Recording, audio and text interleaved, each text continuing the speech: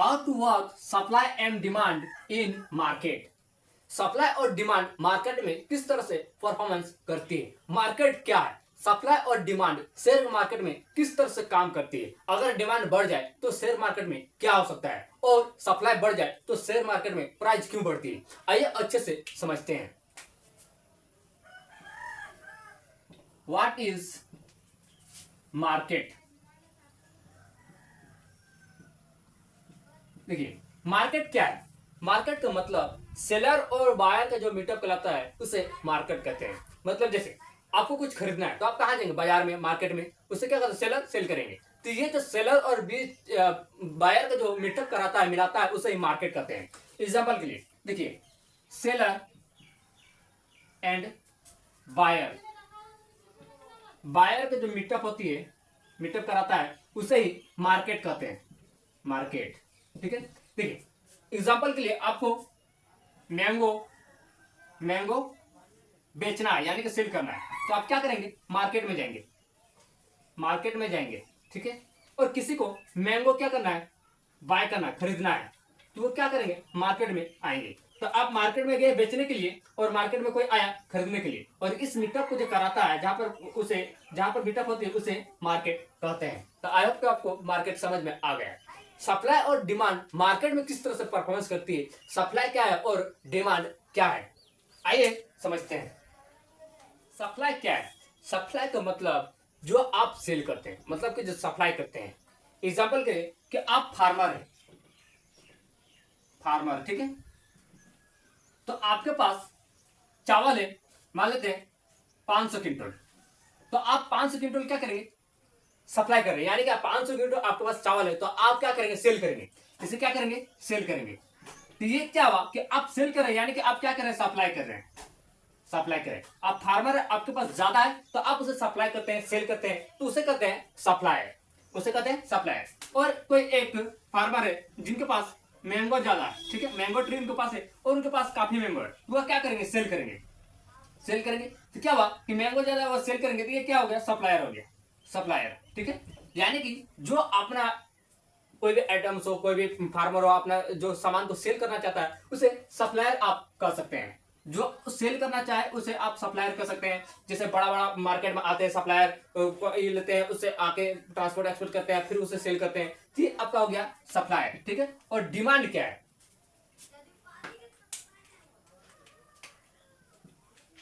Demand. देखिए demand क्या है। डिमांड का मतलब जो बायर है, जो खरीदना चाहते हैं, ठीक है, उसे आप डिमांड कर सकते। मतलब ये सेलर, जो फार्मर 500 किलो यानी 500 टन क्या क्या राइस सेल करना चाहते थे। ठीक है। तो अगर आपको जरूरत है, आपका डिमांड है कि 500 टन, जो 500 टन आपका जो है राइस खरीदना है, यानी कि बाय करना है। ठीक है। तो ये क्या कि आप डिमांड किए कि हमको आवश्यकता है, आप सेल कर रहे हैं, यानी आप सप्लाई कर रहे हैं। ठीक है। लेकिन यहाँ पर बायर है और उसे खरीदना चाहते थे, ये क्या हुआ, डिमांड हुआ कि मुझे 500 जो टन है वह राइस चाहिए। तो आप डिमांड किए और सप्लायर क्या किया, आपको सेल किया। तो इस तरह से सप्लाई और डिमांड का काम करती है। अगर सप्लायर ज्यादा हो जाए, ज्यादा, तो डिमांड क्या होता है, कम हो जाता है। और डिमांड ज्यादा तो प्राइस जो है वह कम हो जाती है, बढ़ जाती है। ठीक है। देखिए मतलब कि अगर आपके पास चावल ज्यादा है, यानी कि आपका सप्लाई ज्यादा है और खरीदने वाला कम है, तो चावल के जो दाम है वह घट जाएगा। और खरीदने वाला ज्यादा और चावल आपके पास कम है, तो जाहिर सी बात है कि आपका चावल की जो दाम है वह बढ़ जाएगा। तो इस तरह से काम करते हैं सप्लाई और डिमांड। सप्लाई का मतलब कि आप सप्लाई कर रहे हैं, कोई भी चीज आप बेच रहे हैं, आपके पास ज्यादा, आप उसे सप्लाई करके बेच रहे हैं, आप उसे कमा रहे हैं, तो ये हो गया सप्लाई। और डिमांड का मतलब कि आपको आवश्यकता है किसी भी चीज की, तो आप उसे डिमांड करते हैं, वो आपको आता है और आप उसे बाय करते हैं और उसे खरीदते हैं। तो ये हो गया डिमांड। मतलब कोई बेचने वाला, उसे आप सेलर कर सकते हैं, सप्लायर कर सकते हैं, और जो खरीदता है उसे आप डिमांड कर सकते हैं, मतलब डिमांडर कर सकते हैं। ये हो गया सप्लाई और डिमांड। आइए समझते हैं कि शेयर मार्केट में सप्लाई और डिमांड किस तरह से परफॉर्मेंस करती है, किस तरह से काम करती है। अगर सप्लाई बढ़ जाए तो शेयर की जो प्राइस है वो बढ़ेगी या फिर घटेगी, या डिमांड बढ़ जाए तो शेयर की प्राइस बढ़ेगी या फिर घटेगी। आइए स्पष्ट समझते हैं। देखिए शेयर मार्केट में सप्लाई और डिमांड किस तरह से काम करती है। अगर सप्लाई बढ़ जाए तो शेयर की प्राइस कैसे बढ़ती है। सप्लाई और डिमांड आपको समझ में आ गया। सप्लायर का मतलब जो सेल करना चाहते हैं उसे आप सप्लायर कर सकते हैं, और जो खरीदना चाहते हैं उसे आप डिमांड कर सकते हैं। देखिए, अगर सेलर ज्यादा, ठीक है, अगर सेलर ज्यादा और बायर कम हो तो जाहिर सी बात है कि उसका प्राइस घटेगा, और डिमांडर ज्यादा यानी कि बायर ज्यादा और सेलर कम हो तो उसका प्राइस क्या होता है कि बढ़ता है।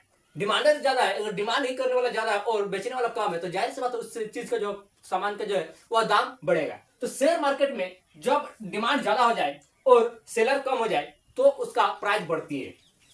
देखिए, मान लेते हैं यहां से मार्केट परफॉर्मेंस कर रही है, ठीक है, यहां से सप्लायर, ठीक है, यहां से सप्लायर क्या हुआ कि बढ़ गया, सप्लायर बढ़ गया यानी कि सप्लायर यहां तक बढ़ गया, और डिमांडर यानी कि डिमांड कम हो गया तो क्या होगा कि धीरे धीरे प्राइस घटेगा। यहां से क्या हुआ, सप्लायर ज्यादा हुआ यहां तक आया और डिमांड कम हुआ तो इसका प्राइस घटेगा। शॉर्ट भाषा में समझे कि बेचने वाला 500 है, ठीक है, और खरीदने वाला 300 है, तो क्या होगा, बेचने वाला ज्यादा है और खरीदने वाला कम है तो उसका प्राइस क्या होगा, घटेगा। क्योंकि बेचने वाला की संख्या ज्यादा है और खरीदने वाला की जो संख्या है वह कम है तो जाहिर सी बात है कि उस शेयर का जो प्राइस है वह घटेगा। बायर ज्यादा और सेलर कम है इसलिए उसका प्राइस घटेगा। देखिए, अब यहां पर डिमांड समझते हैं। डिमांड, ठीक है, यहां पर सप्लायर क्या हुआ, सप्लायर यहां तक आया, ठीक है, यहां तक सप्लायर कम और डिमांड ज्यादा, ठीक है, तो डिमांड यहां तक आया, सप्लायर यहां से स्टार्ट हुआ, डिमांड यहां तक, तो डिमांड अगर ज्यादा हो जाए तो उसका जो प्राइस है डिमांड वह बढ़ेगा। क्या हुआ, डिमांड यहां पर ज्यादा हो गया, मतलब कि सेलर